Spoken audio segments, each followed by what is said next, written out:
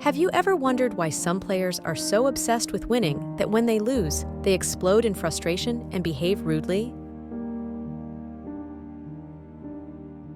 In the previous video, we explained that online games can become a trap of addiction, no longer just a hobby, but an urgent need like the air we breathe.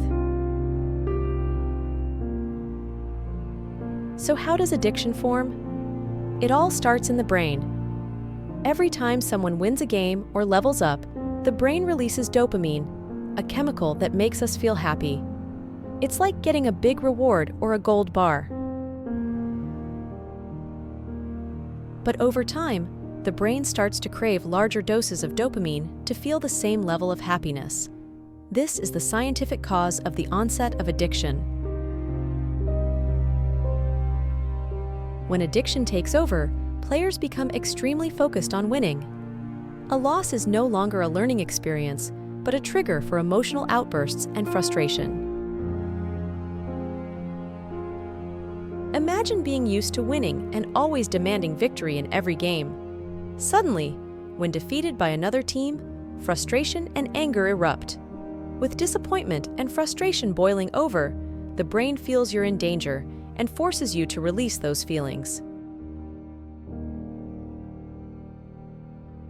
Activities like breaking things, shouting, or hurling insults at teammates become the easiest ways to vent your emotions.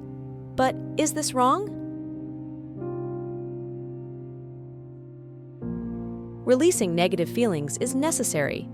However, these behaviors only provide temporary relief and can cause much worse impacts.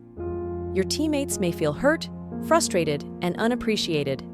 This not only damages the quality of relationships, but also creates a conflict-ridden gaming environment.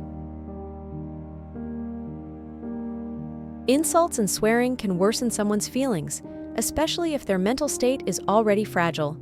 Just like you, they play games to escape and forget the pressures of life. What do you think happens if playing games makes them even more stressed?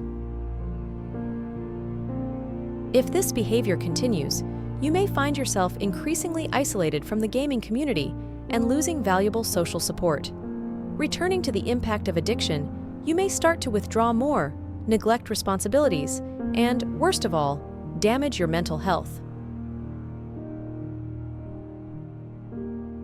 Overcoming toxic behavior in gaming requires awareness and effort to change.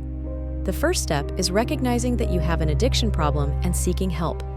Developing positive habits outside of gaming is also important.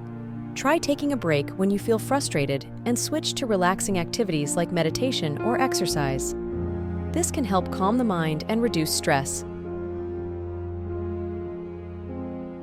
In the next video, we will discuss one of the worst impacts of addiction: depression, illustrated with theories from psychology. Together, we can create a healthy and enjoyable gaming experience.